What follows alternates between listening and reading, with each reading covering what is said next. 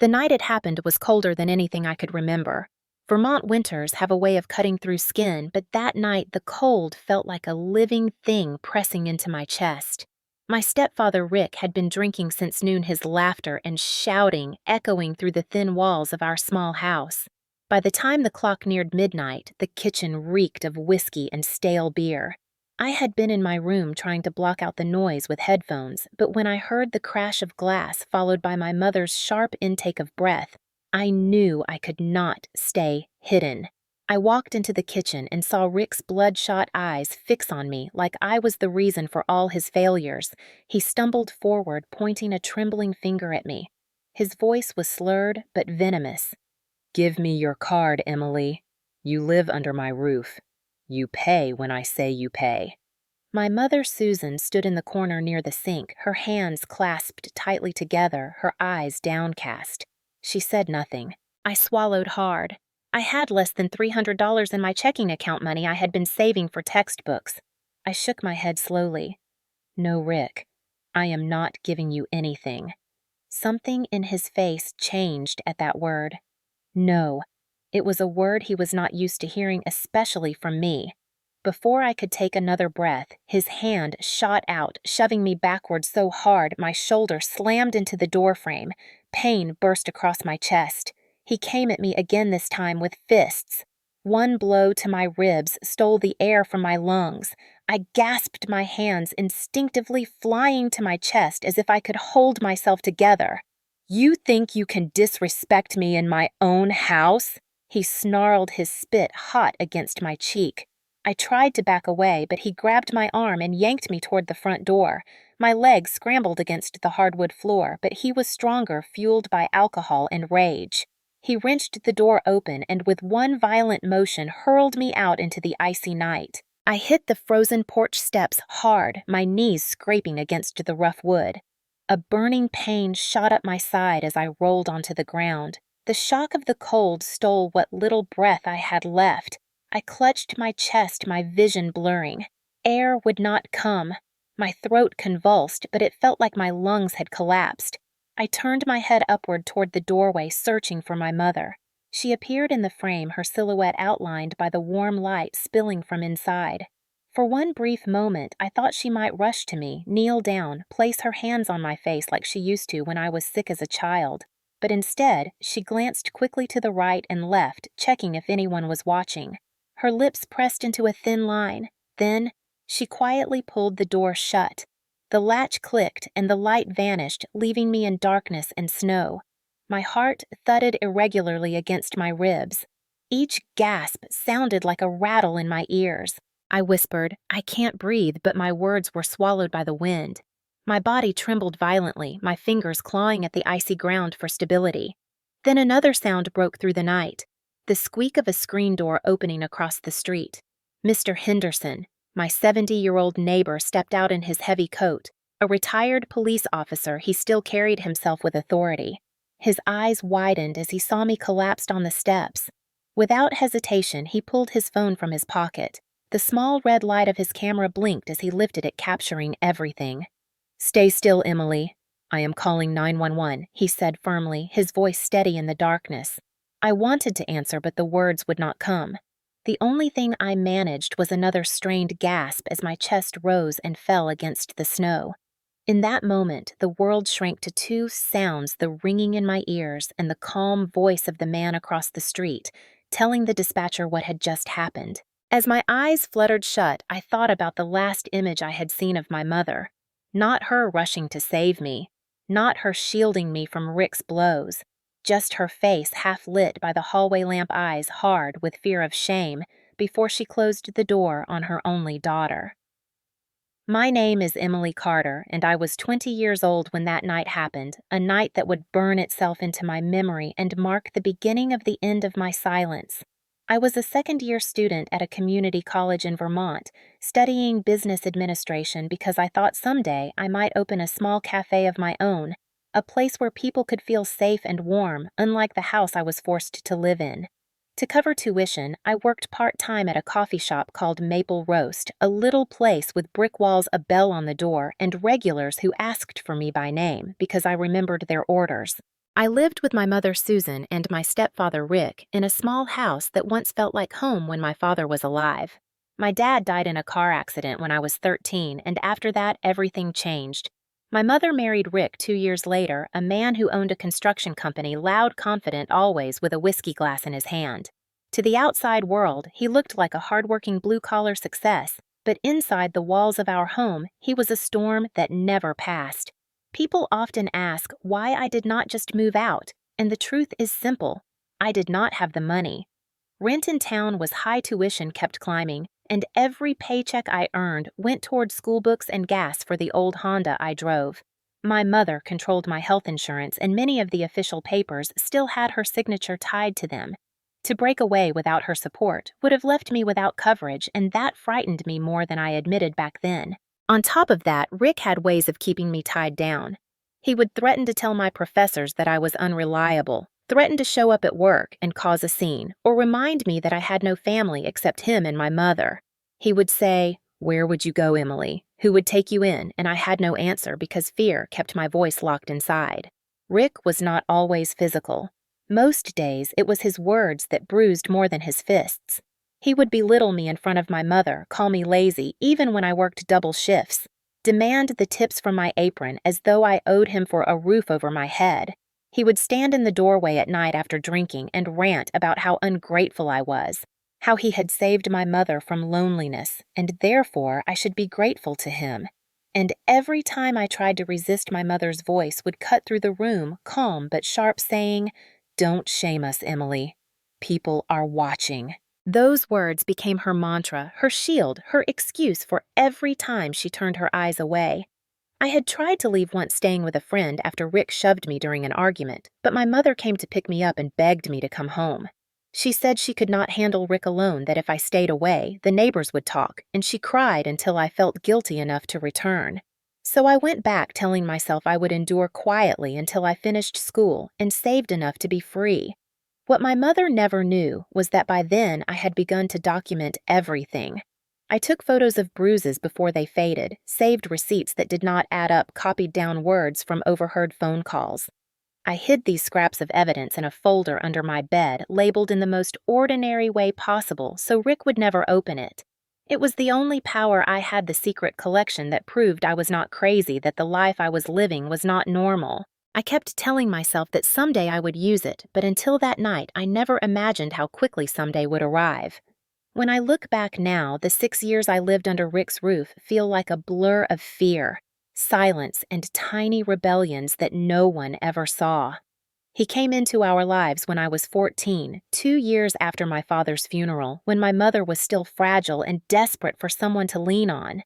Rick was charismatic in public, the kind of man who shook hands firmly, laughed loudly, and told stories about building houses with his bare hands. People in town respected him because they saw a hard-working contractor who gave jobs to local men. But inside our home, he was a dictator whose mood was measured by the level of whiskey in his glass. At first, he only raised his voice, criticizing the way I ate, the way I dressed, or how long I spent studying in my room. Then came the slaps, casual at first, as if teaching me a lesson, like when I refused to hand over the tips I earned at Maple Roast. He grabbed my wrist so hard it left bruises and told me that money in his house was his money. I ran to my mother hoping for comfort, but she only sighed and said, "Don't shame us, Emily. He provides for us." Those words became her answer for everything. By 16, Rick's control expanded beyond money. He wanted me to sign documents I did not understand, like co-signing for a bank loan of $8,000. I refused, trembling but firm. His face darkened, and for the first time he shoved me into a wall so hard my head rang. Later, he acted as if nothing had happened, but the message was clear. If I resisted too strongly, I would pay for it. When I was 17, I thought about running away. I had a close friend, Claire, who offered her couch for me to sleep on, and for 2 nights I stayed at her place after Rick struck me across the face for answering back. But my mother showed up at Claire's door, her eyes red from crying, pleading with me to come home. She said she could not survive without me, that Rick would leave her if the neighbors saw her daughter abandoning the family. She played the role of a mother who needed saving, and I was still a teenager, desperate for her approval.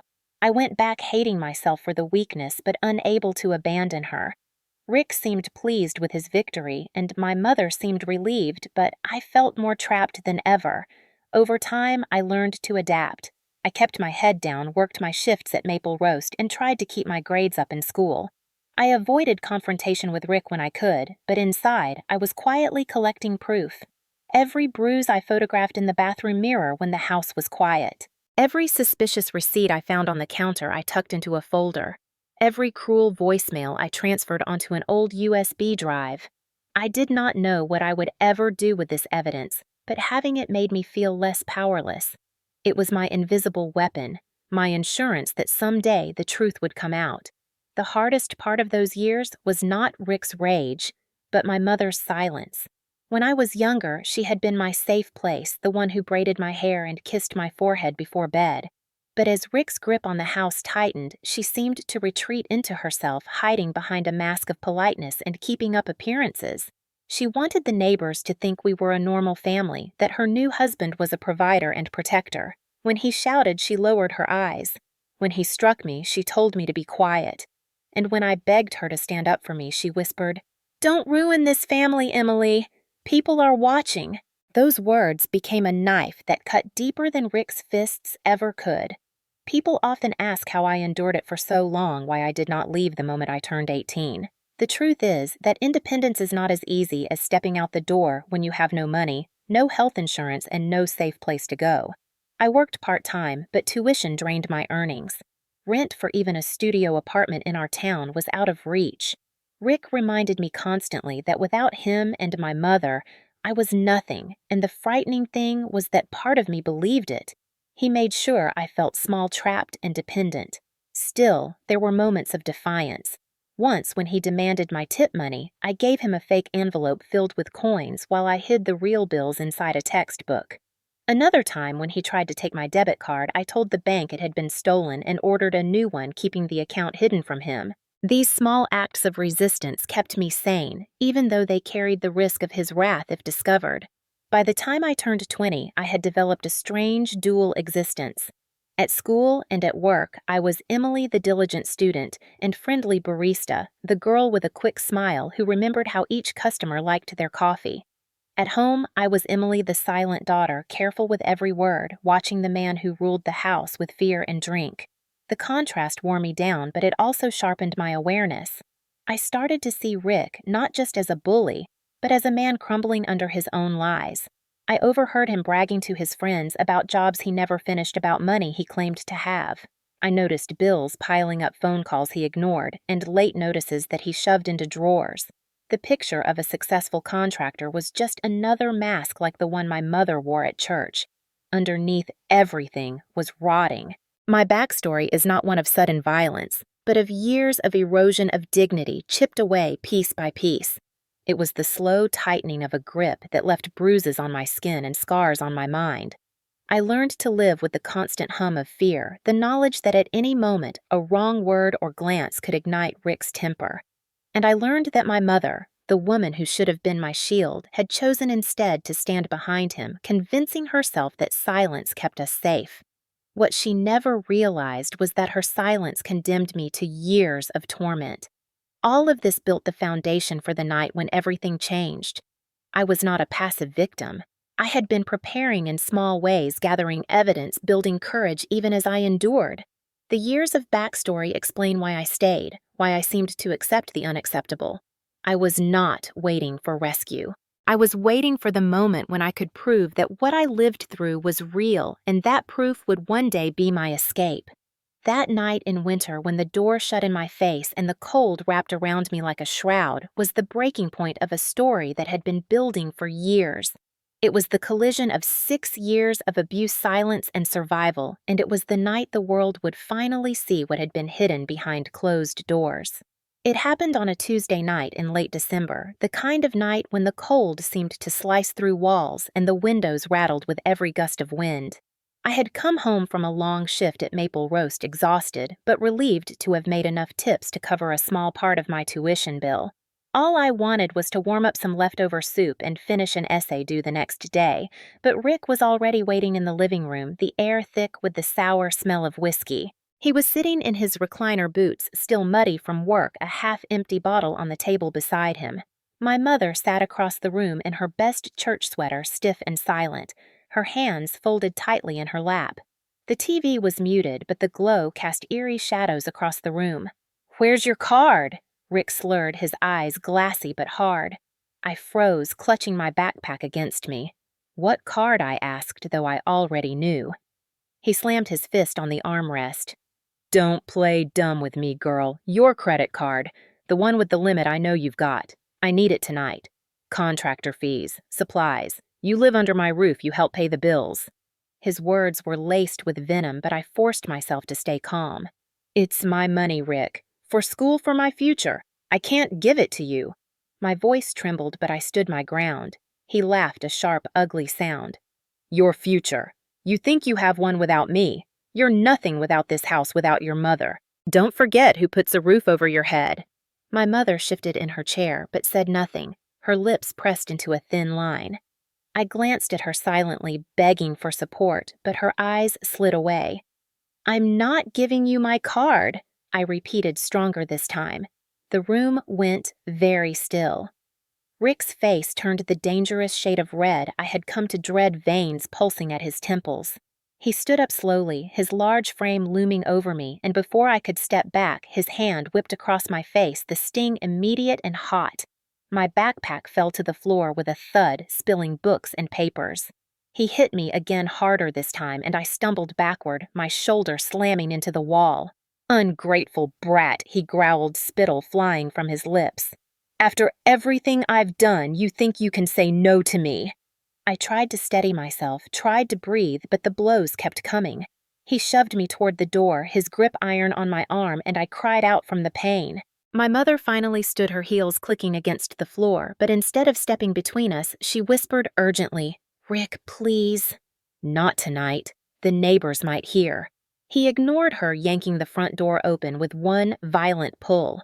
The cold night air rushed in, and before I could brace myself, he hurled me onto the porch, my knees scraping against the rough wood. I gasped, clutching my chest, the breath knocked out of me. The freezing wind bit at my face as I tried to inhale, but the air seemed to catch in my throat. My lungs seized, panic rising as I wheezed. "I can't breathe." Rick stood in the doorway, laughing cruelly, his shadow stretching over me like a monster. My mother hovered behind him, wringing her hands. I looked at her, tears blurring my vision, silently begging her to help me, but she only mouthed the words I had heard too many times before. "Don't embarrass us." And then, with a quiet finality, she closed the door, shutting me out into the night. I collapsed against the railing, struggling for air, my chest aching with every shallow breath. My fingers clawed at the icy wood as if I could anchor myself against the crushing weight inside me. The street was quiet, the snow muffling sound, but somewhere across the yard a light flicked on.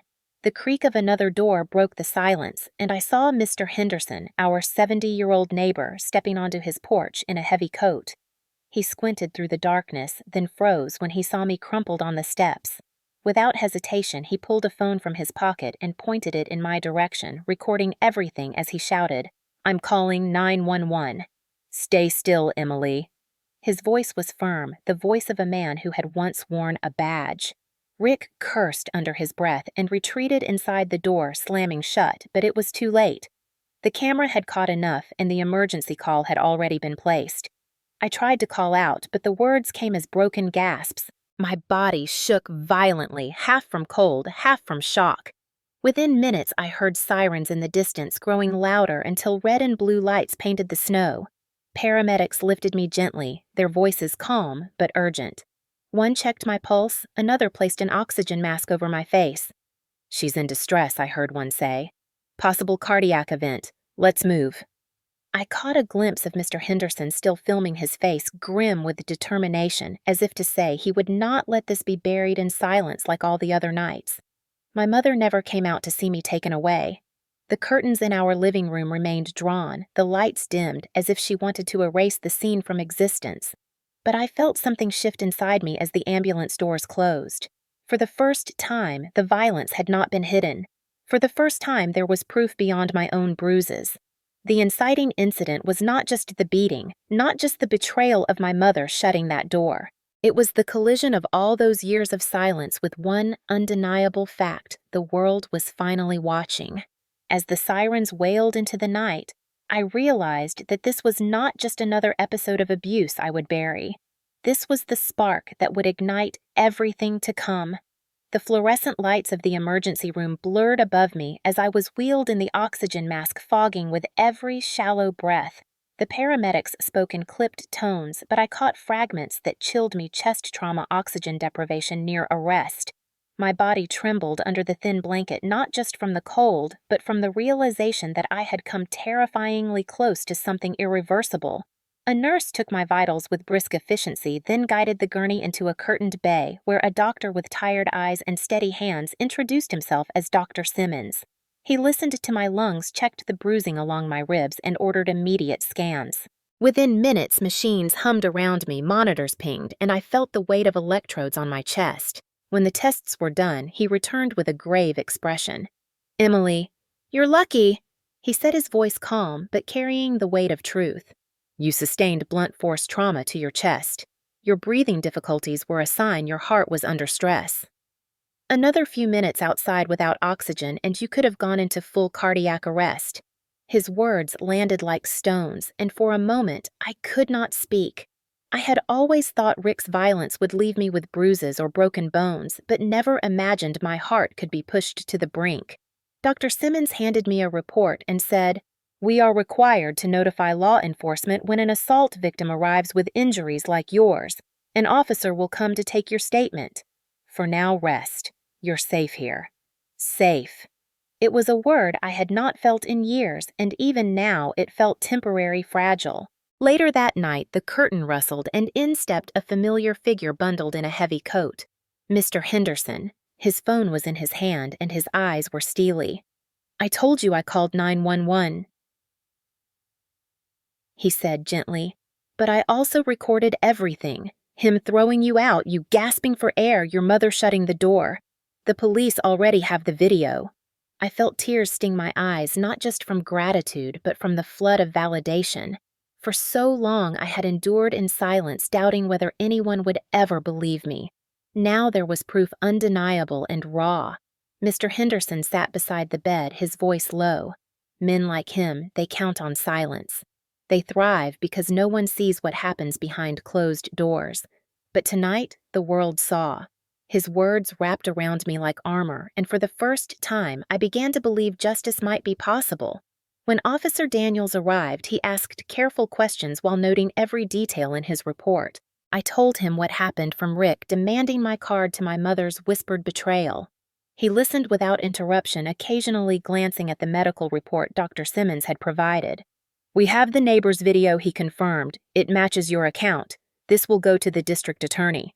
Relief mingled with dread. I knew Rick would rage when he realized I had spoken out, but there was no turning back now. The real twist, though, came 2 days later when Rachel Dawson, the attorney Mr. Henderson recommended, came to my hospital room with a stack of papers. She was a woman in her 40s with sharp eyes and a voice that carried authority. She listened as I described the assault, nodding slowly. Then she spread out documents across the tray table. "Emily, I need you to look at these," she said. My breath caught. The papers bore my name, my social security number, my date of birth, but they were not mine. Insurance forms, loan applications, even a false medical policy, all linked to Rick. "Where did these come from?" I whispered. "From your stepfather," she answered.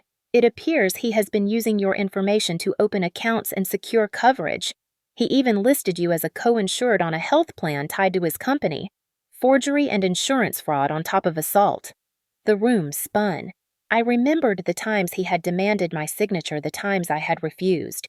Had he stolen documents from my room, old-school forms, copies of my ID? The violation was like a second assault, invisible, but just as damaging. Rachel continued, "Your hospital visit flagged irregularities because your name appeared on multiple policies. That triggered an audit. Combined with the assault and Mr. Henderson's video, the authorities now have grounds to investigate far beyond domestic violence." My hands shook as I touched the papers. Rick had not just tried to control my money and my body, he had tried to steal my very identity. This is fraud at a federal level, Rachel explained, and it ties directly into his financial dealings. We need to move quickly to protect you. Freeze your credit change. Your accounts file formal reports with the FTC. I felt a strange clarity settle over me. For years, I had survived in silence, convinced that no one could ever see the depth of his abuse. But now the truth was spilling out in ways even Rick could not contain. His fists had nearly stopped my heart, but his lies had opened the door to his downfall. Mr. Henderson leaned closer, his voice firm. Emily, this is bigger than one night. He's been building this web for years, and you've been caught in it, but now we've got the threads and we can pull it apart. I thought about all the evidence I had been collecting quietly, the bruises photographed, the voicemails saved.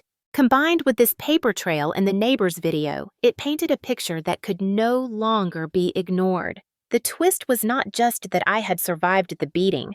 It was that Rick's greed and arrogance had left fingerprints all over a scheme that would unravel his world. As I lay there in the sterile hospital bed, oxygen easing my breath, I realized the story of my life was changing. I was no longer the girl silenced by fear and loyalty to a mother who chose blindness. I was becoming the woman who would expose everything, not just the violence of fists, but the violence of lies. And with Rachel's guidance and Henderson's courage, the reckoning had begun. The days after I left the hospital were a blur of paperwork conversations with detectives and a gnawing tension that never left my chest. I moved temporarily into Mr. Henderson's guest room, a small but warm space with quilted blankets and the faint scent of cedar. It was the first time in years I slept without bracing myself for footsteps in the hall. Yet, safety was only partial because Rick still loomed over everything, his threats echoing in my phone's voicemail, his rage lurking in every shadow of town. Rachel Dawson became a constant presence, guiding me step by step through what needed to be done. On the first morning back, she spread forms across Henderson's dining table and instructed me to freeze my credit with all 3 bureaus file reports with the FTC and open a new bank account under a different address. She emphasized that identity theft cases could drag for years unless victims took aggressive measures from the start. I sat there exhausted as she walked me through each form, but there was a strange empowerment in signing my own name with purpose, reclaiming the control Rick had tried to steal. Meanwhile, Detective Morrison from the local precinct called me almost daily with updates. The video Mr. Henderson had captured was damning enough to secure charges of domestic assault, but now the fraud angle was expanding. Morrison confirmed that Rick had not only faked insurance documents, but also listed me as a guarantor for several small business loans tied to his construction company. I felt sick hearing it, but also vindicated. All those years of suspicion and secrecy were finally surfacing. Still, with exposure came danger. 2 nights after I returned to Henderson's house, my phone buzzed with a text from an unknown number. You talk, you die. Family first. My hands trembled as I showed it to Henderson. He immediately called Rachel, who then called Morrison. The detective assured me the message would be traced, but the fear was immediate and visceral. Rachel urged me to keep documenting everything, and so I saved the message, forwarded it, and added it to a growing digital folder of threats, bruises, and lies. It became clear to me that this case was no longer just about survival. It was about building an airtight wall of evidence that no defense attorney could dismantle. And so Henderson taught me how to use his old camcorder discreetly, and I began recording whenever Rick appeared in public. One evening outside a bar, I caught him drunkenly bragging to friends about how my stepdaughter's my ATM always has been, always will be. His words slurred, but the meaning was unmistakable. I stood across the street in the shadows, the camera shaking in my hands, heart racing as I captured every word. Later, Rachel's eyes gleamed when I played the recording in her office. This is gold, she said. Juries believe what they see and hear. Him saying it in his own words, drunk or not, cuts through everything. But escalation came not just through Rick's threats. My mother, Susan, played her part in enabling him. She left voicemails pleading with me to drop the charges, insisting that I was tearing the family apart. Emily, he's under stress. He didn't mean it, she cried. If you keep pushing this, we'll lose everything. Please, don't shame us. I deleted each one after forwarding them to Rachel, my heart aching but resolute. I could no longer confuse loyalty with silence. Every plea of hers became another nail in the coffin of my trust. The town itself began to buzz with whispers. Henderson's video had circulated quietly at first, shared among neighbors, but soon local reporters caught wind of it. An article appeared online, stepfather accused in viral assault video. Comments poured in, some supportive, others cruel, accusing me of exaggeration or betrayal. Rachel warned me not to read them, but I did, each word cutting or healing depending on its tone. Still, the story spread, and with it Rick's carefully crafted image as a hardworking contractor began to crumble. The buildup intensified when Rachel uncovered records that Rick's company, Pike Construction, had defaulted on multiple jobs, leaving clients with unfinished homes and unpaid bills. Several of those clients reached out after reading the article, claiming they, too, had been threatened or cheated.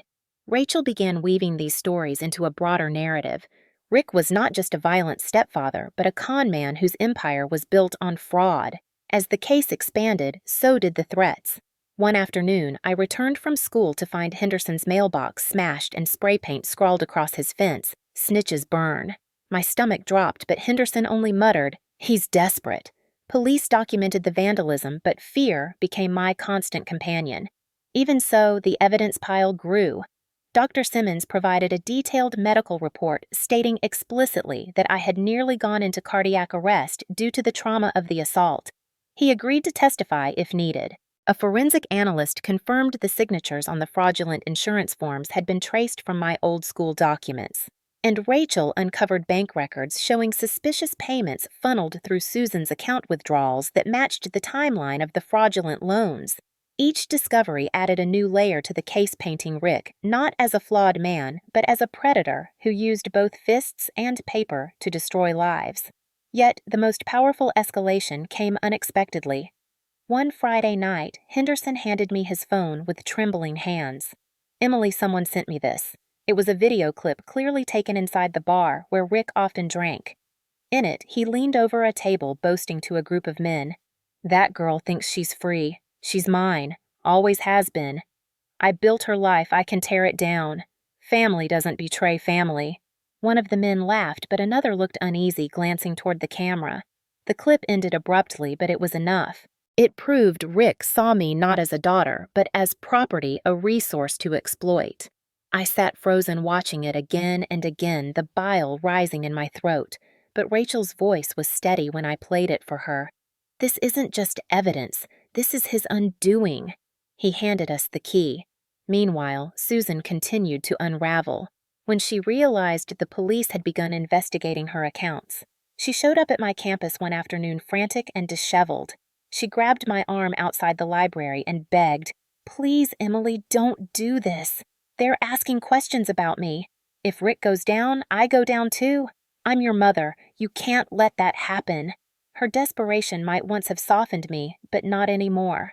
I pulled my arm free and said quietly, "You chose him over me every time. Now you can live with that choice." She stared at me as if seeing a stranger, tears filling her eyes, but I walked away without looking back. The escalation reached a fever pitch when Rachel filed for an emergency protective order not just against Rick, but also against Susan for enabling his intimidation. The judge granted it, citing the video evidence and medical reports. Rick violated it almost immediately, showing up near Henderson's property one night, his truck idling on the street. Henderson called the police, but by the time they arrived, he was gone. The detective later told me that every violation strengthened the case, but knowing he was circling in the dark sent shivers down my spine. Yet through all of this, something inside me hardened. I was no longer the girl flinching in silence. Every bruise photographed, every threat recorded, every paper signed in my name without consent became fuel. I began speaking more openly, telling classmates a watered-down version of what was happening, and to my surprise, many shared their own stories of abuse and silence. Some cried, some offered hugs, and one even gave me the number of a survivor's support group. The escalation was not just legal, but emotional. The walls Rick had built around my life were crumbling, and in their place, a community was forming. The buildup reached its peak when Rachel announced that the district attorney was preparing to indict Rick not just on assault, but on multiple counts of fraud, identity theft, and witness intimidation. "He's looking at serious prison time," she told me. 15 years minimum if we get all charges to stick." Hearing those words was like breathing air after years underwater. The fear was still there, but so was a sense of inevitability. The avalanche had started, and Rick could not stop it. One night, as I sat in Henderson's living room, the fire crackling, he leaned back in his chair and said, "Emily, I've seen men like him my whole career. They think they're invincible, but they all fall the same way by their own hand. He gave us everything we need."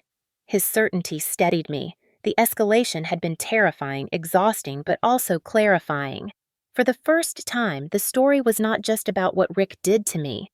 It was about how his greed, arrogance, and violence exposed him to the world. And I, the girl who once cowered in silence, was becoming the witness who would bring it all crashing down. The courthouse in our small city stood like a relic from another century, all stone pillars and heavy wooden doors that groaned when pushed open. On the morning of the trial, the air outside was crisp and sharp, the kind that filled lungs with cold clarity. I wore a navy suit borrowed from Rachel's assistant, my hair pulled back tight, my face scrubbed clean of anything that could be mistaken for defiance. Rachel had insisted I present myself as the responsible student I truly was, not the vengeful daughter Rick's attorney would try to paint me as. As I walked up the steps beside Rachel and Detective Morrison, flashes erupted. Local reporters had gathered cameras, lifted high lenses pointed at me as though I were a celebrity stepping onto a red carpet. But this was no celebration. This was war, played out under the solemn banners of justice. Inside the courtroom smelled of varnished wood and paper. The judge, stern and watchful, presided from a raised bench. Rick sat at the defense table in a wrinkled gray suit that hung loose on his frame. His swagger dimmed but not extinguished. He smirked when our eyes met, a smirk that tried to say he still owned the room. Beside him sat his public defender, a weary man shuffling through files with the look of someone who knew he had been dealt a losing hand. Behind them in the gallery sat my mother Susan, dressed in her church best, clutching a tissue, her face arranged in the mask of a loyal wife. I could feel her eyes burning into me, but I refused to meet them. The bailiff called the room to order, and the trial began. The prosecution opened with a narrative that was both clinical and devastating. Assistant District Attorney David Park stood tall, his voice clear as he addressed the jury. "Ladies and gentlemen, this case is not about family squabbles or misunderstandings. This case is about a man who used violence, fraud, and intimidation to control his stepdaughter, a young woman who nearly lost her life because she dared to say no." He gestured toward me, and the jurors' eyes flicked to where I sat. "You will see video evidence, you will hear medical testimony, and you will review documents that prove this defendant's guilt beyond doubt." Park's words painted Rick not as a father figure, but as a predator, and as he spoke, I saw jurors leaning forward, their pens already moving. Rick's defense attorney tried to counter with a softer story. He painted Rick as a flawed but hard-working man under financial strain, a stepfather who had made mistakes, but never intended real harm. He claimed the video was misleading, the medical report exaggerated, and my accusations motivated by bitterness. But his words felt hollow, especially as the first piece of evidence was played. On the large screen at the front of the courtroom, Henderson's video flickered to life. There I was, gasping on the porch, clutching my chest, while Rick's shadow towered over me. The image of my mother quietly closing the door behind him drew a collective gasp from the gallery. The sound of my voice crying, "I can't breathe," filled the room, chilling in its rawness. No one looked away.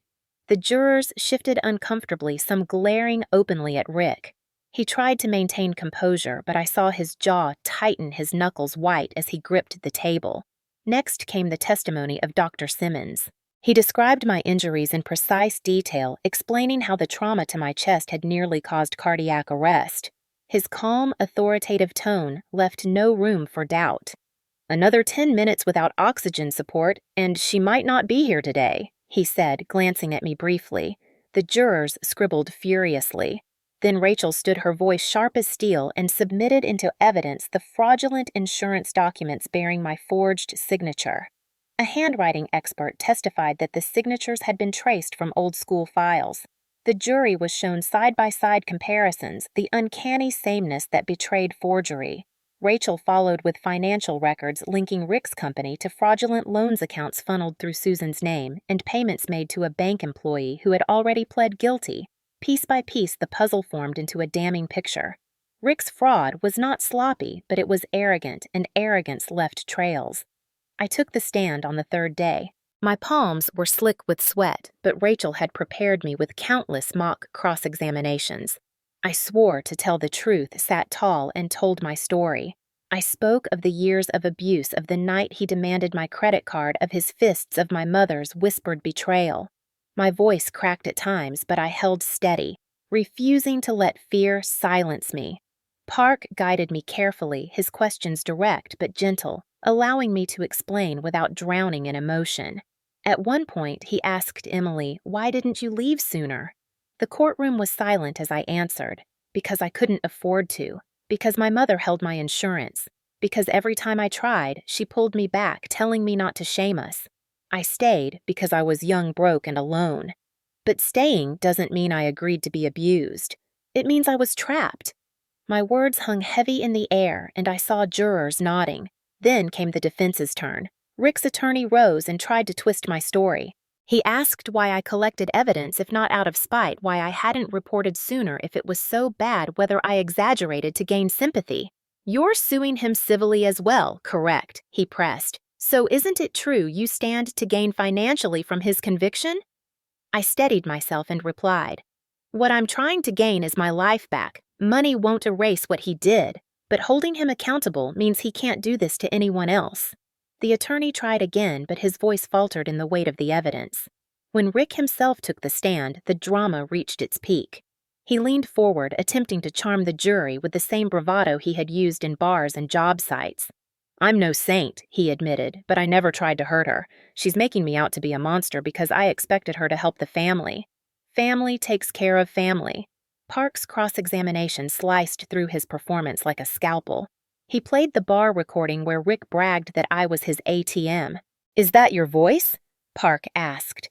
Rick stammered, "It's taken out of context." "What context makes calling your stepdaughter an ATM acceptable?" Park shot back. Then he displayed the bank records, the fraudulent signatures, the payments to the corrupt loan officer. Rick sweated visibly, his words crumbling as he tried to explain. Finally, Park asked, "You claim family doesn't need contracts. Then why did you pay $15,000 in cash to have your stepdaughter's signature forged?"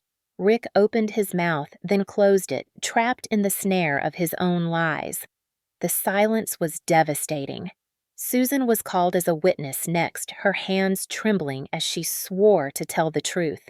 She tried to maintain the image of a confused wife, insisting she hadn't known the details. But Rachel confronted her with withdrawals from her personal account amounts matching Rick's bribes. "So you expect this jury to believe you withdrew $30,000 over 6 months without asking why?" Rachel's tone was razor sharp. Susan's voice cracked. "I trusted my husband." Rachel leaned closer. "But you didn't trust your daughter. When she begged for help, you shut the door. Isn't that true?"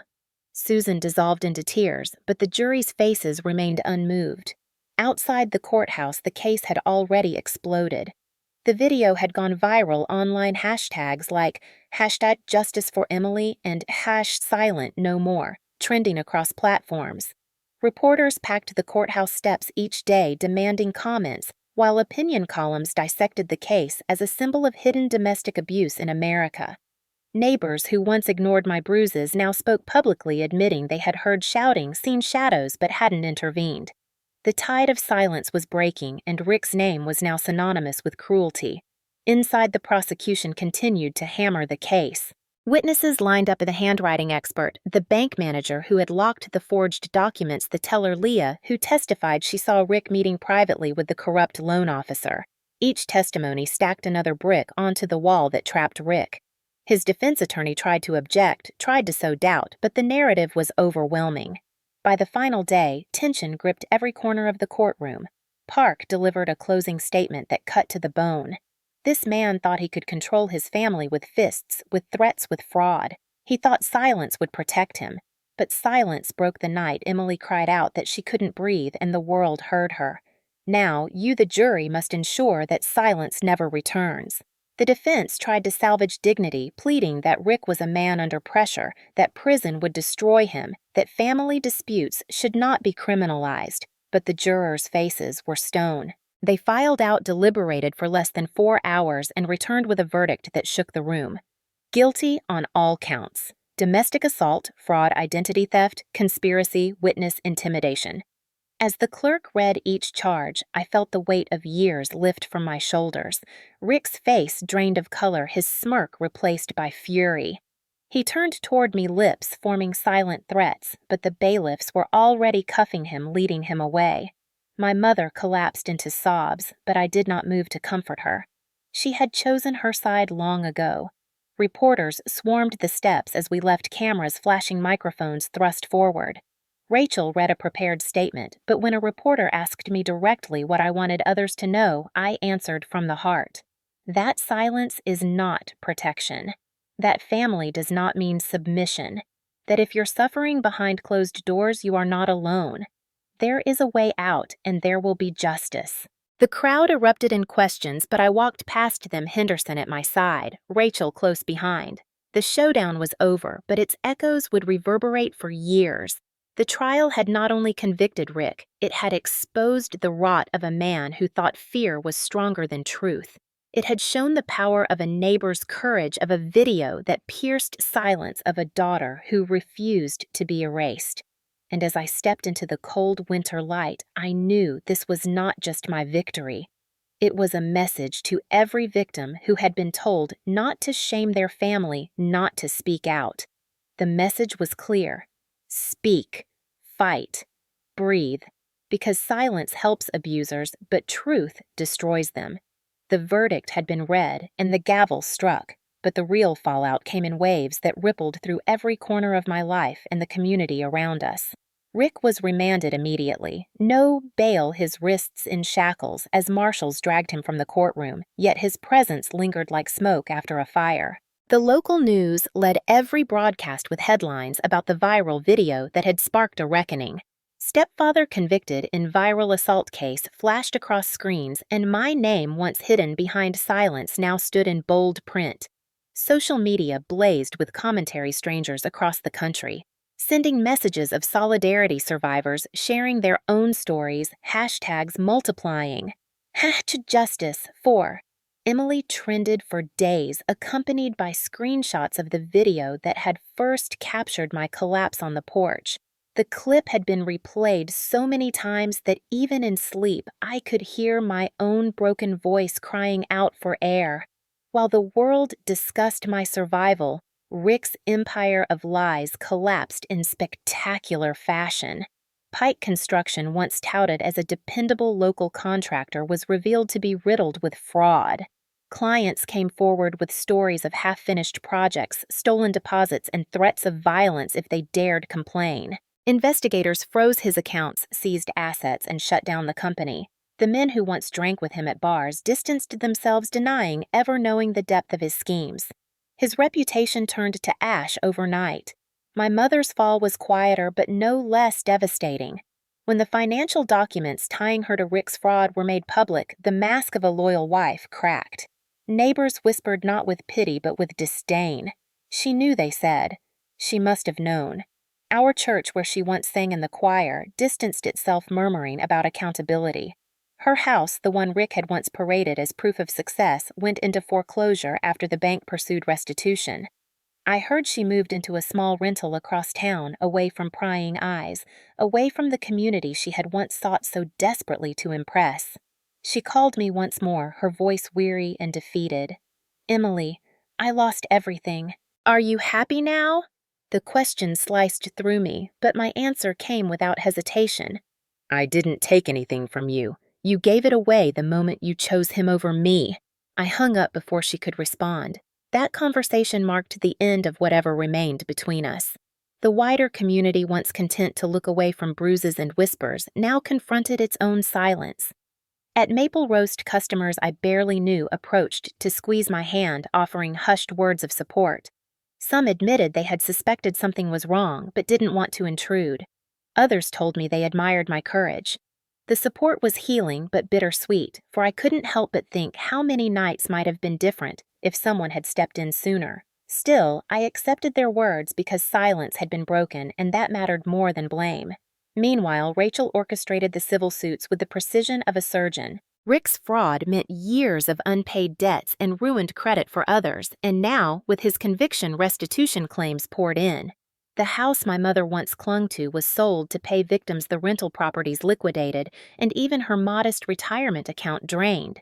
She was left with nothing but regret. Rick's sentencing hearing sealed his downfall. The judge, a woman with eyes like steel, reviewed his record and spoke in measured tones. This court recognizes not only the physical violence, but the calculated fraud and intimidation. Your actions demonstrate a pattern of predation. You will serve 15 years in federal custody with no parole eligibility for at least 12. Rick stood there thinner now, the swagger long gone, and for the first time I saw fear flicker in his eyes. He turned to glare at me, but his power was broken. His threats, hollow echoes in a room that no longer belonged to him. Outside the courthouse, reporters clamored for my statement. I took a deep breath and said, "This is not just my victory. It belongs to everyone who has ever been told to stay silent, who has been told not to shame their family. Silence protects abusers. Truth protects survivors. I chose truth." The microphones buzzed, the cameras rolled, and in that moment I felt something close to freedom. Yet the fallout was not only external. Inside me, scars remained. Nightmares plagued my sleep, memories of fists, the cold porch, the sound of my mother's door shutting. Therapy sessions became my anchor each week, peeling back layers of trauma, teaching me to separate my worth from their cruelty. Dr. Kim, my therapist, reminded me, healing is not forgetting. It's reclaiming what was stolen and learning to live without the weight of their choices. Slowly, I began to believe her. The downfall of Rick and Susan was complete, but my own rise was still unfolding. Invitations arrived from advocacy groups asking me to speak to share my story. At first, I declined, too raw, too tired, but eventually I said yes because silence had once been my prison and I refused to step back into it. Standing at a podium months later, facing a room full of survivors and supporters, I told them the same words I had told the reporters. Silence protects abusers. Truth protects survivors. And as the applause washed over me, I felt the truth of it settle deep inside. The fallout of that trial was devastating for those who had chosen silence and cruelty, but for me, it was the beginning of something new. Rick was gone to prison.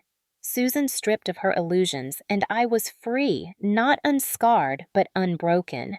In the months that followed the sentencing, life began to reshape itself in ways that once felt impossible. I stayed in Mr. Henderson's guest room longer than planned, partly because my finances were still fragile, and partly because the old man insisted that his house was safer with me in it. His quiet presence and steady advice became a lifeline. And though he rarely spoke about his years on the police force, I could sense he had seen too many young people crushed by silence.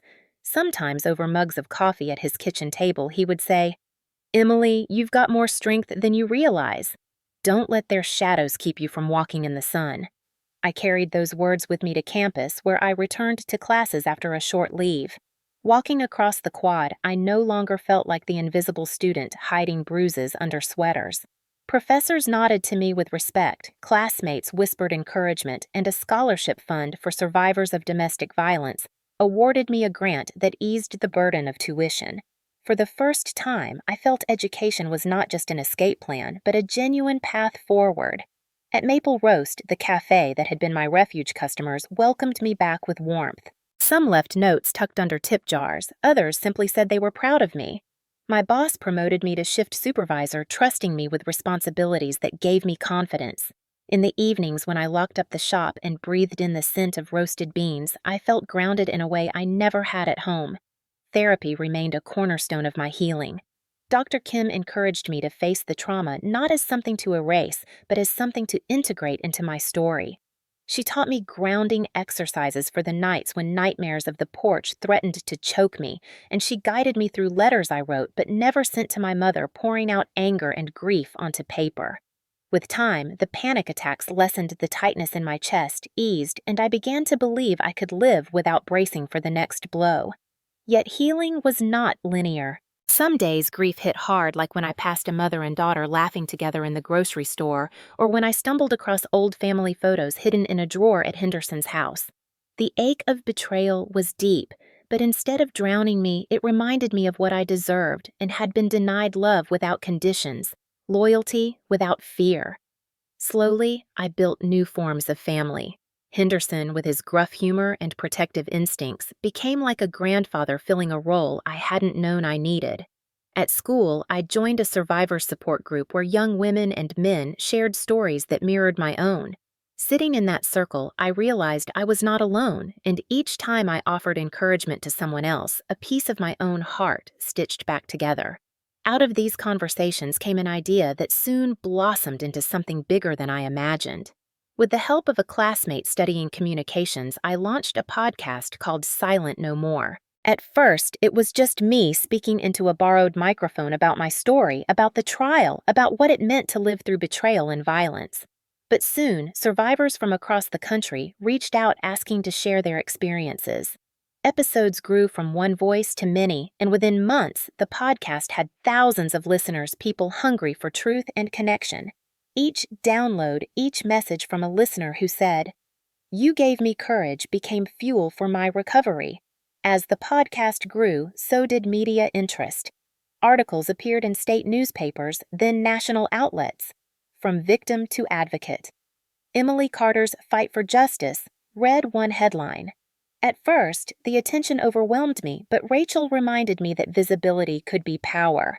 "You're giving a voice to others," she said. "That's something he can never take from you." She was right. Standing on stages at conferences, speaking into microphones that carried my words far beyond my town, I began to see myself not as the girl on the porch gasping for breath, but as the woman who turned pain into testimony. I visited high schools, spoke to law students, collaborated with nonprofits. Each story I heard from others deepened my conviction that my survival had purpose. One day I returned to the house that had once been my prison. It stood empty. Bank owned its windows, dark, the paint peeling. I walked up the steps where I had collapsed that night, touched the railing that had scraped my palms, and closed my eyes. Instead of fear, I felt release. The house no longer had power over me. I whispered to the wind, "You don't own me anymore," and turned away with steady steps. Healing also meant allowing myself moments of joy. I went to concerts with friends, hiked trails I had once avoided, laughed without fear of being silenced. I started writing again short stories and essays that had nothing to do with trauma, reminding myself that I was more than what had been done to me. Henderson cheered me on, even joking that he expected an autographed copy of my first book. And maybe, just maybe one day, I would write it. Resolution came not in forgetting, but in reclaiming. My scars remained physical and invisible, but they became part of my strength. I learned that healing is not about returning to who you were before, but about becoming someone new, forged by fire, but not destroyed by it. When strangers recognized me and whispered thanks, I accepted it with humility, knowing that speaking out had created ripples far beyond what I could see. And on quiet nights, when I sat by Henderson's fireplace or recorded a new podcast episode, I felt peace settle in, not perfect, not permanent, but real. The girl who once gasped for air on a frozen porch was now breathing freely, her lungs full, her voice strong, her future, her own. Looking back now as I sit at my desk with the glow of my laptop screen reflecting off a growing pile of letters from listeners and survivors across the country, I realize that the moral of my story is both painfully simple and deeply complicated. Family is supposed to be a place of safety, the walls where love and protection take root, but blood ties do not guarantee loyalty or kindness. My stepfather taught me that control wrapped in the language of duty is still abuse, and my mother showed me that silence can wound just as deeply as fists. For too long, I believed that family meant enduring, sacrificing, swallowing pain to avoid shame. That belief nearly cost me my life. The moral is this: silence does not preserve peace, it preserves power for abusers. Every time I stayed quiet, Rick grew bolder, and my mother's refusal to act emboldened him further. But the night he threw me out and shut the door on my cries was also the night the truth became undeniable. When Henderson opened his door and raised his phone, when he chose to act instead of look away, it created a crack in the wall of silence that had trapped me. That small act of courage showed me what I had always needed to know. There are people outside toxic families who will stand with you if you dare to speak. Another moral I carry is that resilience is not innate. It is built through choices, through every tiny decision to survive one more night, to save one more piece of evidence, to tell one more part of the truth. For years, I thought resilience meant enduring in silence, but true resilience was found in refusing to let silence define me. The bruises faded, the paperwork piled up, but the decision to fight back gave me strength that no fist could erase. It showed me that revenge need not be violent or cruel. My revenge was public truth, the exposure of lies, the collapse of the empire Rick built on fear. Justice was not delivered by my hands alone, but by the collective weight of evidence, community, and law. To the people who ask me if I regret exposing my family, I answer with clarity.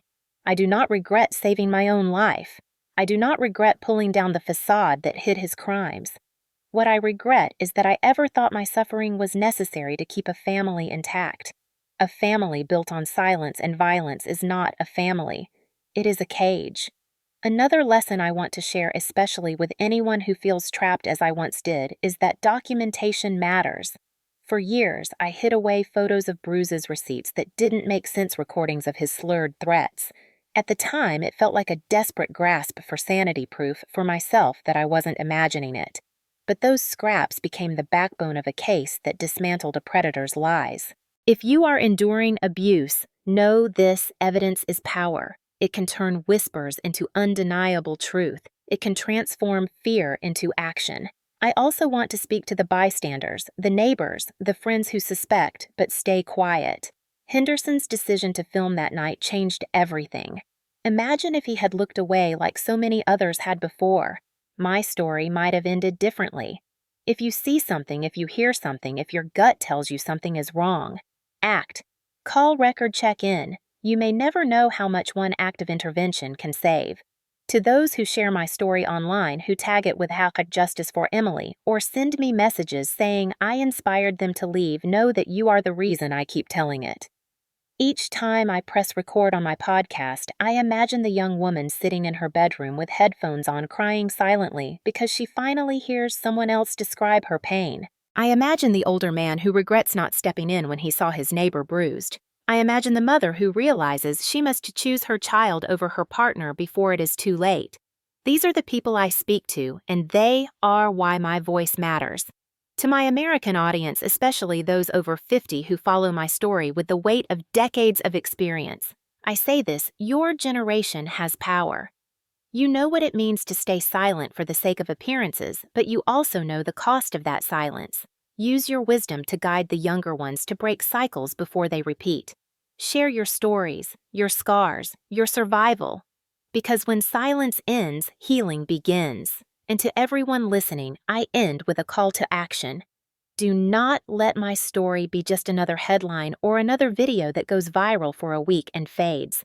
Let it be a spark that lights conversations at dinner tables, in classrooms, in churches and offices. Ask yourselves, where are you listening from?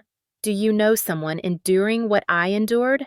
Are you willing to stand beside them, to be their Henderson, to record, to call to believe? If you have lived through abuse, please share your story.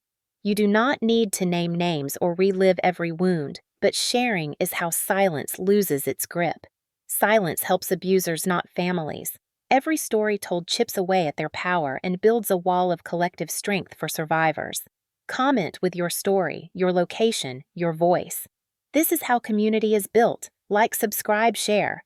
Not for me, but for the next person who needs to know they are not alone. Every click, every comment, every share is another signal sent into the dark saying we will not be quiet anymore. My moral is not neat, not tied with a bow because healing is messy. But if I can leave you with one truth, it is this: the heart may falter, but the truth makes us strong. The night I gasped for air on that porch, I thought my heart was failing. In reality, it was breaking free. Free from silence, free from shame, free to beat on its own terms. And now I breathe fully, not because the past is erased, but because I survived it and chose to speak. So to every person listening wherever you are, ask yourself today, will you stay silent, or will you be part of the voice that ends silence for good?